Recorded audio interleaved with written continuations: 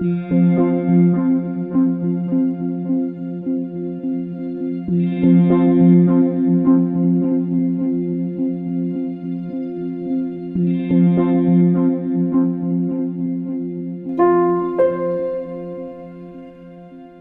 dad worked a lot. I lived with my mom after they got divorced when I was 11.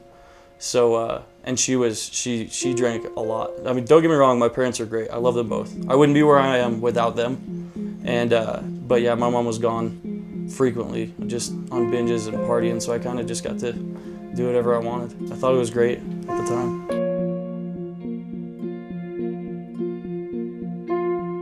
I talked to an Army recruiter and he said, "We'll take anybody." And I was like, cool. Signed the papers, 8 months of training. After that, we deployed to Afghanistan. Somewhere in there, my wife and I, we got engaged and we got married about a month before I went boots on ground to Afghanistan. And then when I got back is when I dove into the alcoholism pretty bad. All I was ever good at was lifting weights, shooting guns, and fighting, really. And so I got back and it was that, what do I do now? Do I go to college? I was 22 years old, sitting in classrooms with 18-year-old kids. I was like, this just, I don't fit, you know? And it was just driving me nuts. I couldn't sleep for months.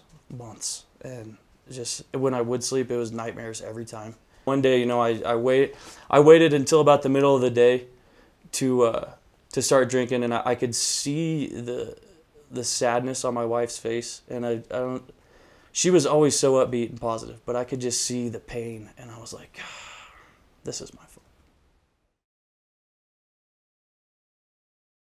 It was when I was starting to get sober, it's that tiny little whisper that turns into a shout that's like, it'd be easier if you just, you know, if you died.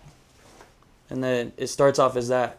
And then the next couple of weeks of hearing that constant, it's like, you know, you should probably just end it. You're making your wife miserable. You're hurting everyone around you. You're never gonna make it out of this. You've been suffering this long, you might as well just end it. And it's always that constant battle with yourself of like, which one's easier? Do I get sober and go through that, or, you know, do I could make everybody's life so much easier? And it was always a toss-up. Never tried, always thought about it.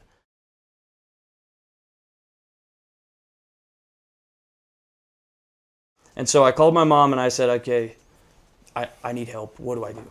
And she's like, well, come to Phoenix, I'll introduce you to some people, because I was like, I'm not going to a rehab or anything like that. I'm too rock and roll for that. So I went to Phoenix, I met Jake. We started working out together and stuff like that. We just started to develop this relationship on a very thin thread of, you know, we just had that similar background, and that we'd gone down some of the same roads, you know, and really just became brothers in a sense of that, you know, he started to open up to me, I started up to him. If Jake wouldn't have came around, or if I wouldn't have gone and seen Jake, I don't think I'd be sober right now. Who knows if I'd even really be alive. For me, it took a special kind of person to be able to talk into my life. Like somebody that could not only emotionally hold their ground, but physically. Because sometimes I was very, very, very physically threatening with Jake. And he used to always say, don't puff up to me, I'll punch you in the face, all the time. And I would get so, it was so hard. It had to have been somebody extremely confident, it had to have been a military man.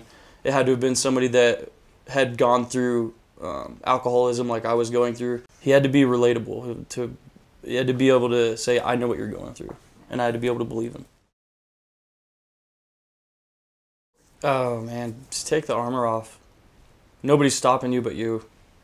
There's plenty of guys out there that would be willing to listen and talk. You just have to go do it. There's always that stigma where it's like, if you cry out for help, you're a sissy, you're not a man. I mean, I got that example my whole life too. Real men drink beer and chew tobacco. They never cry, they never ask for help, blah, blah, blah. Just take that first step and talk to somebody. And I guarantee it'll change your life. It changed mine. So just take the step, jump. You might like where you land.